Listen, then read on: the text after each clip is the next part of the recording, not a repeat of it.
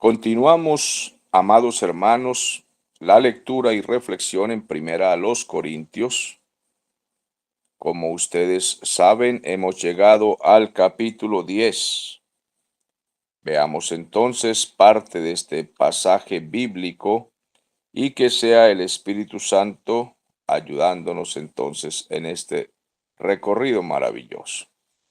Vamos a leer una primera parte hasta el versículo 13. La Biblia dice: Porque no quiero, hermanos, que ignoréis que nuestros padres todos estuvieron bajo la nube, y todos pasaron el mar, y todos en Moisés fueron bautizados en la nube y en el mar, y todos comieron el mismo alimento espiritual, y todos bebieron la misma bebida espiritual, porque bebían de la roca espiritual que los seguía, y la roca era Cristo.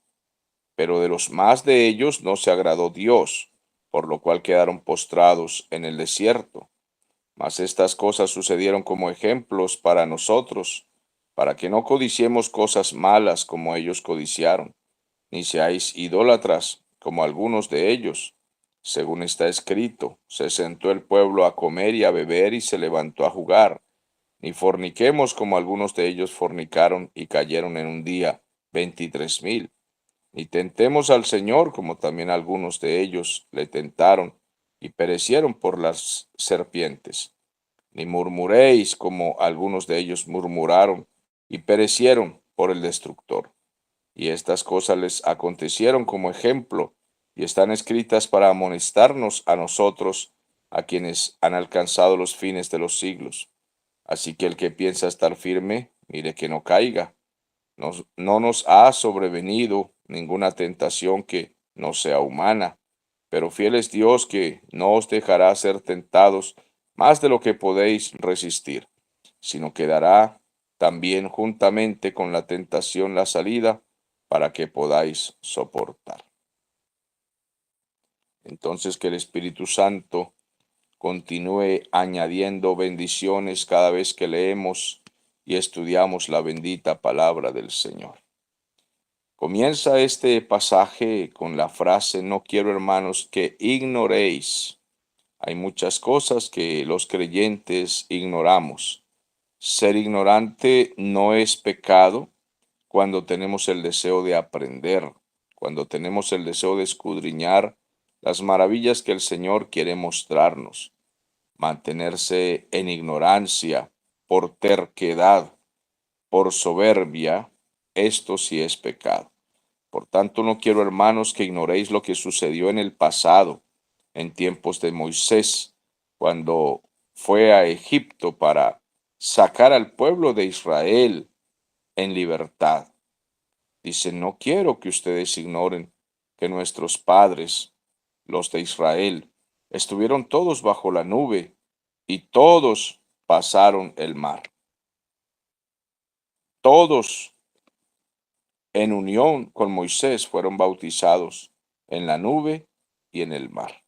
Entonces el apóstol hace un recuerdo, se va hacia muchos años atrás para recordar el momento de la liberación, cuando ellos fueron cubiertos, protegidos del sol con una columna de nube y alumbrados con una columna de fuego. Él está retrocediendo sus pensamientos y se acuerda cómo es que fueron liberados, cómo escaparon. Estos son privilegios maravillosos porque ellos recibieron una liberación divina, milagrosa, por medio de muchas plagas fueron liberados, porque Dios atacó a Egipto y al faraón con muchas plagas, y por mano de Moisés los sacó de allí. Entonces usa el apóstol aquí una metáfora, una forma ilustrativa, y él usa la palabra bautizados. Bautizar es sumergir, pero también bautizar significa cambiar de identidad. Entonces ellos, aunque no fueron sumergidos en agua, como sería la palabra más eh, común para nosotros, pero sí cambiaron de identidad porque fueron liberados. Cuando nosotros llegamos al Evangelio, nos bautizamos y comenzamos una nueva identidad con Cristo, nos identificamos con Él y somos liberados de la vida vieja. Y eso es lo que usa Pablo aquí como ilustración. Dice que todos en unión o que todos fueron identificados con Moisés en la nube y en el mar, fueron sumergidos para una liberación, para una nueva vida, para una nueva identidad. Fueron sacados con mano fuerte de Egipto, traídos a la tierra prometida, atravesando el mar. Entonces, de esa manera ellos llegaron a una nueva etapa de su vida, a una liberación. Entonces, él usa la metáfora diciendo que en la nube y en el mar fueron bautizados. O sea, de esa manera fueron sumergidos y transformados para una nueva experiencia con Dios. Y todos comieron el mismo alimento espiritual. Bueno, a partir de ahora, el mar los separaba de Egipto. Ahora debían comenzar una nueva vida y el Señor les envía un alimento físico, pero que tiene un significado espiritual. El alimento era llamado el maná, un pan que milagrosamente descendía del cielo. No era, al parecer, muy excelente en sabor, pero era un significado, provisión, alimento de Dios, mostrarle al pueblo que no estaban abandonados, que no se iban a morir de hambre, que Dios tenía cuidado de ellos. Sencillamente no se trataba de un sustento de deleite, sino de un sustento milagroso y poderoso, un sustento en el desierto donde era imposible tener alimento para millones de personas, para cientos, miles de personas, y el Señor allí les envió entonces este sustento espiritual. Era lo importante que ellos debían saber y comprender. Ellos también bebieron una bebida espiritual. Era una bebida física porque era agua realmente lo que brotaba de la roca, pero tenía también un significado. Esta agua era el sustento que representaba la palabra del Señor y representaba a Cristo mismo. Estaban siendo alimentados por el maná y por el agua del Señor y debían estar agradecidos, muy gozosos de lo que Dios estaba haciendo con ellos. Estaban en una experiencia muy personal con el Señor. De la roca brotaba agua y del cielo descendía pan. Debían estar dispuestos a sujetarse y a ser obedientes por esta nueva experiencia con el Señor, algo que ellos nunca habían experimentado y ahora recibían liberación y eran alimentados y debían estar totalmente dispuestos a identificarse con Moisés en obediencia, pero lamentablemente no fue así. Ellos de boca confesaban ser creyentes, de boca confesaban estarse convirtiendo, de boca confesaban ser fieles a Dios y a Moisés, pero de la mayoría de ellos no se agradó Dios, por lo cual quedaron tendidos en el desierto. Entonces, todos fueron bautizados, todos prometieron ser una nueva criatura, nuevas personas, experimentaron la liberación y en apariencia parece que sí iban a seguir los caminos, los estatutos, los decretos, los mandamientos, pero no agradaron al Señor porque comenzaron a quejarse y a murmurar y a pecar, y no quisieron a Moisés como guía, lo rechazaron, siendo que este era un pastor muy humilde, un buen líder, un buen guía que los había liberado de esa esclavitud tan terrible en Egipto, pero ellos no siguieron la promesa, lo que habían dicho. Por tanto, todos, a excepción de Caleb y de Josué, todos quedaron postrados en el desierto y no pudieron alcanzar el premio que Dios les tenía. Solo Josué y Caleb entraron a la tierra prometida. El resto dejaron sus cuerpos muertos en el desierto como evidencia de que no agradaron a Dios. El Señor los mató en el desierto y allí quedaron sus cuerpos tendidos a lo largo y ancho de todos esos territorios.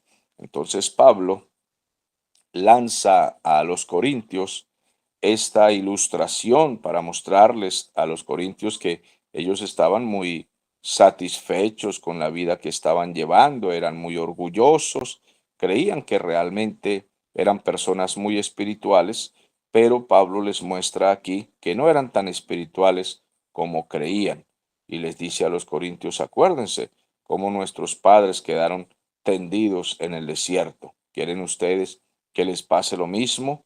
Que el Señor tome esta actitud con todos ustedes. Allá quedaron esos cuerpos, descomponiéndose pues a lo largo y ancho de todas esas tierras.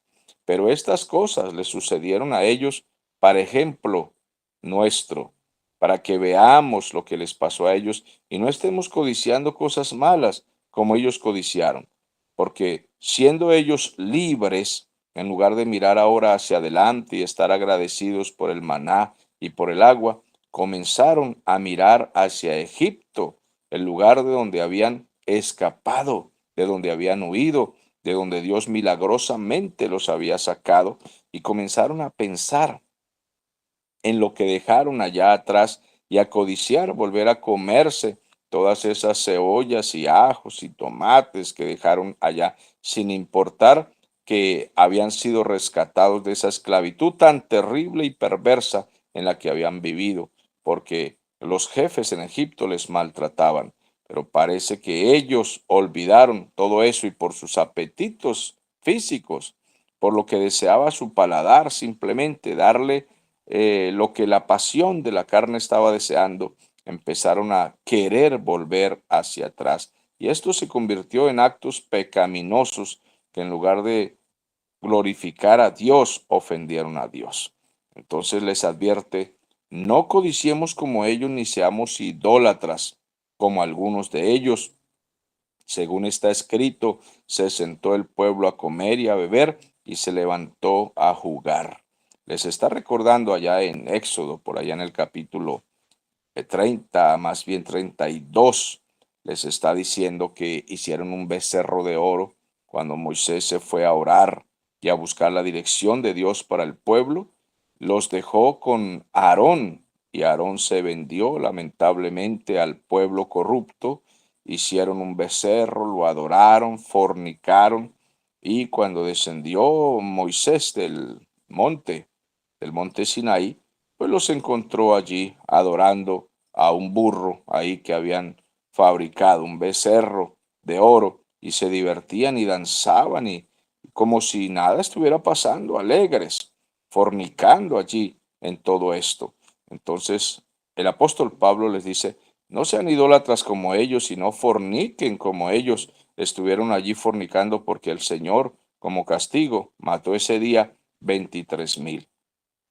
El Señor envió su espada, porque eso es lo que ellos se merecían, porque desobedecieron totalmente al Señor. Entonces fueron atacados y fueron destrozados. El profeta falso Balaam los guió a la desobediencia. Ellos cayeron en inmoralidad y entonces fueron muertos porque el Señor hizo esto para darles una lección. Entonces el apóstol Pablo está recordándoles todas estas cosas para que ellos digan, no debemos hacer como en aquella oportunidad tentaron al Señor. Algunos de ellos lo tentaron, murmuraron, fornicaron, pecaron, en fin, y el Señor incluso les envió serpientes, dice el versículo 9. No tentemos al Señor como algunos de ellos lo tentaron y perecieron entonces por las serpientes. Acuérdense de aquellas serpientes ardientes que salieron en el libro de Números y los mordieron a todos los que pues pecaron y perecían, y cuando ellos asustados no sabían qué hacer, Dios les dio una oportunidad levantando la serpiente de bronce para despertar la fe de ellos y la obediencia. Le dijo a Moisés que levantara una serpiente de bronce y cuando ellos miraran, cuando estaban mordidos por las serpientes, miraran a la serpiente de bronce, entonces serían sanados pues de la mordedura. Es lo que estaba el Señor haciendo por causa de tantos pecados. No murmuréis como algunos de ellos murmuraron, porque así perecieron por la mano del destructor. El Señor se encargó de ajusticiarlos. Es necesario entonces que nos recordemos también los pecados de Coré, los pecados de Datán, los pecados de Abiram. En el libro de Números, también en el capítulo 16, se encuentran esos pecados. Ellos se levantaron a murmurar y se amotinaron, levantaron todas sus malicias y sospechas indisciplinadas contra el líder. Moisés no lo querían como líder y el Señor entonces eh, tomó armas en el asunto y los castigó por todo esto. Ahora bien, dice la palabra, todas estas cosas les acontecieron como ejemplo. Están escritas, podemos leerlas, estudiarlas, revisarlas, para amonestarnos a nosotros que vivimos en estos tiempos finales, estos tiempos tan malos, llenos de tantas tentaciones y maldades. Y nosotros podemos leer, estudiar esto y entonces tomar conciencia y ser amonestados, ser advertidos para que no se nos ocurra mirar también hacia atrás, hacia el pecado. Así que el que piensa estar firme, mire que no caiga, porque si cayeron ellos, por favor, amados hermanos, que vieron tantas plagas, tantos milagros, abrirse el mar, vieron la nube, vieron la columna de fuego, y aún así cayeron ellos, el que piensa estar firme, mire que no caiga. Es necesario que los creyentes nos mantengamos fijos, puestos los ojos en Jesús, el autor y consumador de la fe. De lo contrario, la mano disciplinada, la mano disciplinatoria del Señor, pues también vendrá sobre vosotros, sobre nosotros. No os ha sobrevenido ninguna prueba que no sea humana, pero fiel es Dios, que no os dejará ser probados más de lo que podáis resistir, sino que dará también juntamente con la prueba la salida. Todo creyente, para que podáis soportarla, todo creyente tendrá que pasar por distintas tentaciones, pruebas, circunstancias adversas, trampas del maligno, de todo para ser formado en su fe y para que su lealtad y su obediencia sea probada. Todos pasamos por esto. Pero la palabra nos promete que Dios es fiel. Él no permite que seamos tentados más allá de nuestras fuerzas, más allá de lo que podamos resistir. Hay pruebas muy fuertes y hay tentaciones muy fuertes que llegan a nuestra vida y pareciera que no somos capaces de resistir. Pero el Señor ha prometido que sí, que Él nos dará las fuerzas y además nos dará el camino del escape en medio de cualquier situación para que podamos nosotros seguir avanzando y escapar y ser advertidos de cualquier situación. De aquí en adelante, entonces, dice, por tanto, amados míos, huid de la idolatría. Parece que da un giro hacia, hacia la idolatría, hacia la advertencia de la idolatría, aunque el tema realmente es en continuación. Pero aquí va a ser más enfático en este tema el apóstol.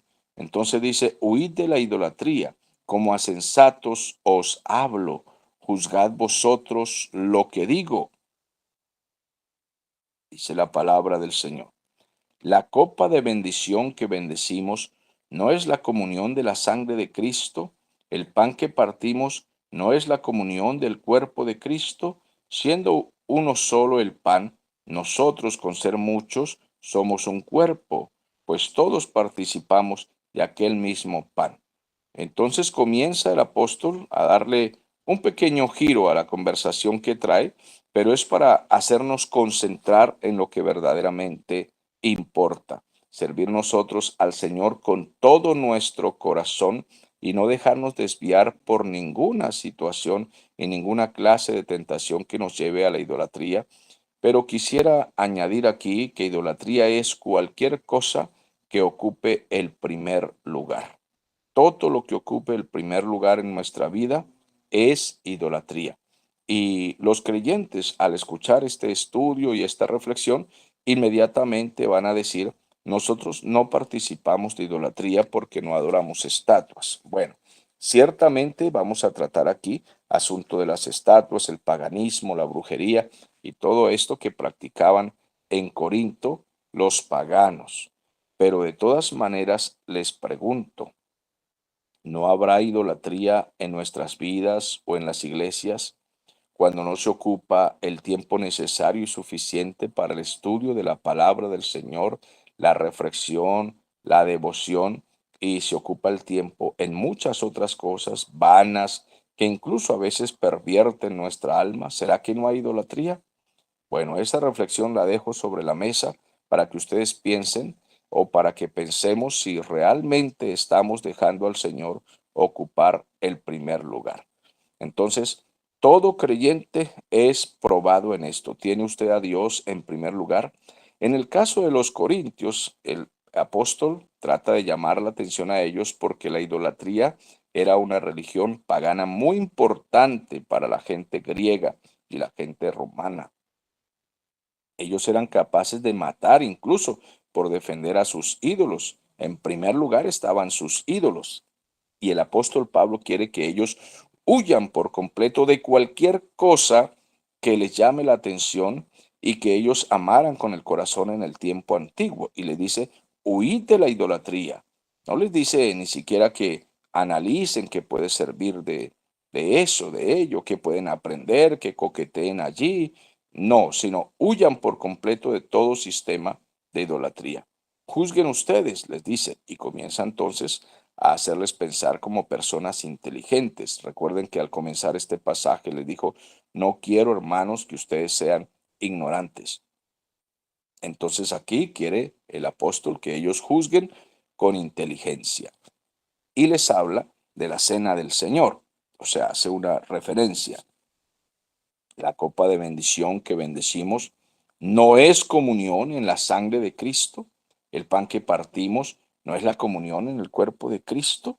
Entonces hace referencia a esto para que vayamos entrando a este tema que viene en el capítulo 11, pero aquí comienza el apóstol a poner sobre la mesa este tema.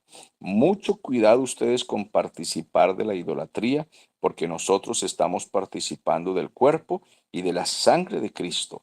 Por tanto, no le dé el primer lugar a ninguna cosa que no sea el Señor. Amados, me da temor incluso decir estas cosas que estoy diciendo, porque estoy completamente convencido de que la salvación es por gracia. Obviamente que por gracia. Aquí no estamos hablando de condenación, pero el temor es porque no tenemos realmente reverencia y temor de las consecuencias que pueden venir a nuestras vidas a causa de la idolatría, de darle el primer lugar a otras cosas y desperdiciar nuestra vida, nuestros ojos, oído, nuestro tiempo y todo lo demás sin mandar en obediencia y pretender así nosotros que el cuerpo y la sangre de Cristo nos bendigan, nos causen sanidad y que nosotros podamos pensar que la unción y el poder del Espíritu Santo va a fluir en nosotros con las pobres vidas que muchos creyentes tienen en la iglesia. Cuando tomamos de la copa, cuando comemos el pan, cuando recibimos en nuestro cuerpo, queremos los beneficios que fluyen con esta participación. Todos los beneficios, la sanidad, la frescura de la unción, el participar de comunión con el cuerpo de Cristo, el participar de comunión por medio del Espíritu Santo con todos los hermanos. Queremos todas las gracias que esto da, pero lo que no queremos es comprometernos con el Señor en nuestra vida como creyentes en las iglesias de hoy modernas, que son tantas y multitudes van a las iglesias. Esto no se toma con seriedad. Cada quien vive la vida como quiere, en todo tipo de idolatrías. Dicen que no adoran estatuas, pero otras cosas son sus ídolos. Otras cosas han ocupado el primer lugar en sus vidas, llámese como se llame, lo que ocupe el primer lugar en sus vidas, y han despreciado, hemos despreciado y menospreciado de esta manera la sangre de Cristo derramada en la cruz del Calvario. Y muy poco se tiene en cuenta esto. Los creyentes participamos de la cena del Señor, diciendo de esta manera que estamos consagrados para Él, que nos hemos rendido a Él y que hemos sido transformados y sacados de ese Egipto espiritual que era la esclavitud y la podredumbre en que vivíamos en el pecado, y que ahora estamos consagrados para el Señor y que no tenemos ningún tipo de idolatría, y que por eso dignamente y sabiendo lo que estamos haciendo, tomamos el pan y el pan y la sangre, el cuerpo y la sangre de Cristo, debido a que recordamos la muerte del Señor en la cruz del Calvario, y que por eso nosotros participamos en este glorioso misterio, ¿sí? Pero la pregunta es, ¿realmente nosotros estamos tomando en cuenta la seriedad, lo profundo, la dignidad, la reverencia de esto? Amados hermanos, siento temor al decirlo. Quisiera poder impartir este temor a ustedes, que el Señor imparta temor a través de este mensaje, y nos preguntemos, ¿estamos tomando la cena del Señor? Nadie va a tomar la cena del Señor siendo perfecto ni super santo. Eso está muy claro.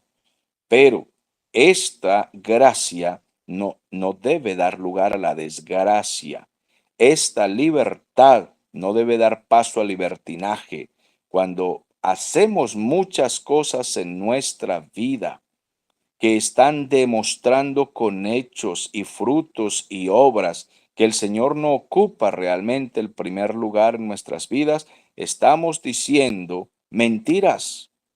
Estamos mintiendo diciendo que no hay ídolos en nuestras vidas cuando sí los hay. Sí hay ídolos y no los hemos derribado, y hay que destruir toda la idolatría. Y aunque para los corintios se refería más específicamente a todos aquellos cultos paganos, y el apóstol quería que ellos no fueran ignorantes y no participaran más de ninguna cosa que fuera pagana, y quería instruirles en que las estatuas no son nada, son solo guarida de demonios, que una estatua no significa nada, que no tuvieran miedo, incluso más adelante veremos, que no tuvieran miedo incluso de comer, aunque otros dijeran que eso era sacrificado a los ídolos, y ellos tenían toda la libertad de comer, porque les dice, un ídolo nada es. No tengan temor de la idolatría, no participen de la idolatría. Los ídolos no son nada, no les tengan miedo, no les teman, no les guarden reverencia ni respeto en lo absoluto. Ustedes tengan a Cristo en primer lugar, y a Él sí ténganle temor, ténganle reverencia y guarden sus vidas para Él. Los ídolos no son nada, no son más que cosas muertas.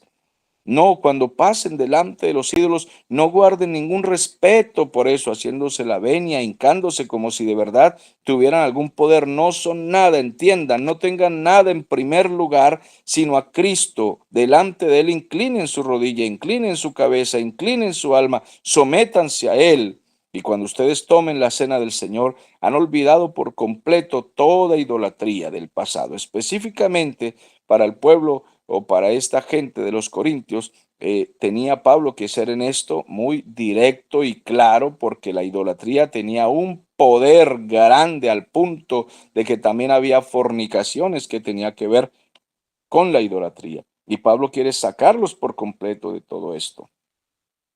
Pero en este caso yo hago referencia también para que nosotros dejemos todo tipo de idolatría, cualquiera que sea.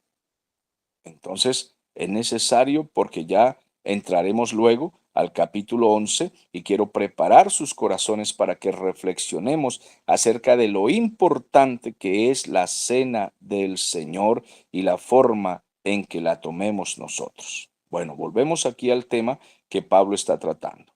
La copa de bendición que bendecimos no es la comunión de la sangre de Cristo. El pan que partimos no es la comunión del cuerpo de Cristo. Siendo uno solo el pan, nosotros con ser muchos somos un cuerpo, pues todos participamos de aquel mismo pan. Todos los creyentes, bueno, somos muchos, pero en Cristo somos un cuerpo, ¿sí? Y está siendo representado por ese pan. Y su sangre derramada, pues está siendo representada por esa copa de la cual nosotros tomamos, el fruto de la vid. Y así tenemos comunión unos con otros y son los beneficios que tenemos como parte del pueblo del Señor. Debemos hacer esto entonces con toda la seriedad, profundidad y reverencia delante del Señor. Ahora, mirad a Israel según la carne, es decir, según la nacionalidad, el patriotismo, entonces les habla, miren a Israel según la carne y según la religión. Los que comen de los sacrificios no son partícipes del altar. Aquí está haciendo referencia a la religión judía. Les está recordando que los que comen estos sacrificios, entonces están participando del altar. Y él hace esta referencia porque luego va a volver a tratar lo de la cena del Señor. Entonces, en el próximo episodio y a la misma hora, nosotros entraremos aquí más profundamente para llegar a qué es lo que Pablo quiere tratar con toda esta representación y todo este simbolismo que él está usando. Amados hermanos, hasta aquí los comentarios de hoy. Que el Señor nos ayude a comprenderlos y que nos ayude a participar de estas bendiciones